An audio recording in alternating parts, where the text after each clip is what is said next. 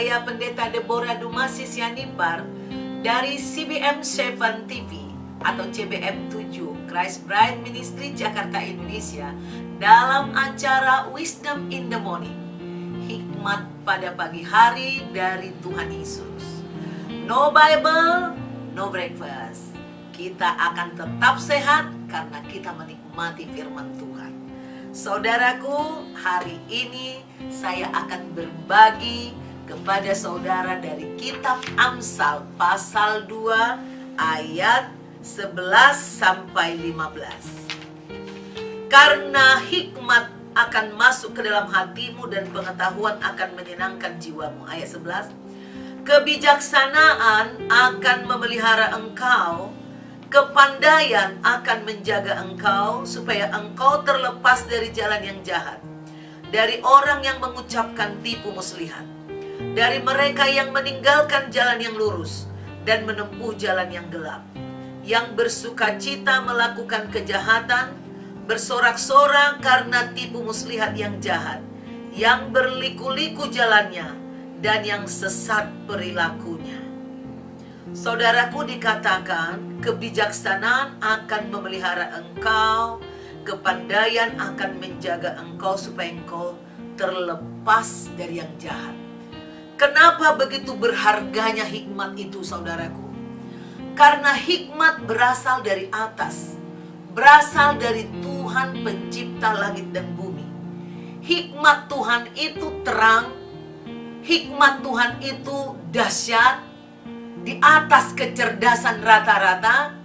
Hikmat Tuhan itu lurus, adil dan benar. Nah itu saudaraku, maka orang-orang yang mendapatkannya seperti yang dikatakan Salomo, dia meminta kepada Tuhan, berikanlah kepada hambamu ini hati yang paham menimbang perkara, ya, untuk menghakimi umatmu dan membedakan antara yang baik dan yang jahat. Sebab siapakah yang sanggup menghakimi umatmu yang sangat besar? Ini perhatikan, saudaraku, kalau seseorang yang bijaksana mampu membedakan mana yang baik, mana yang jahat, maka dia oleh roh Tuhan akan diberi kekuatan tentu melakukan hal-hal yang benar. Hal-hal yang benar selalu terberkati. Hal-hal yang benar selalu ada Tuhan membela di pihak kita.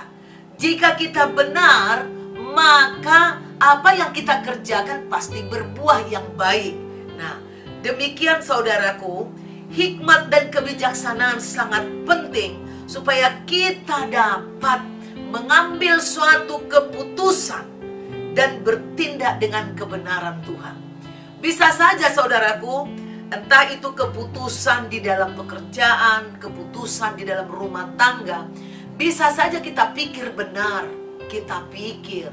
Tapi kalau bukan hikmat dari Tuhan, kita bisa nipu-nipu, kita bohong-bohong, kita cari akal-akalan manusia, dan akhirnya kebohongan akan berbuahkan kebohongan dan akhirnya kecelakaan.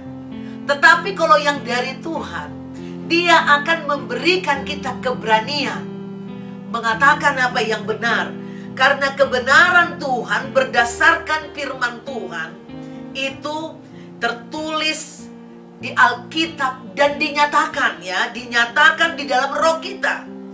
Firman Tuhan itu ditaruh di pikiran kita, dalam juga tindakan kita, sehingga kita mendapat inspirasi yang benar, yang hebat, yang di luar perkiraan manusia.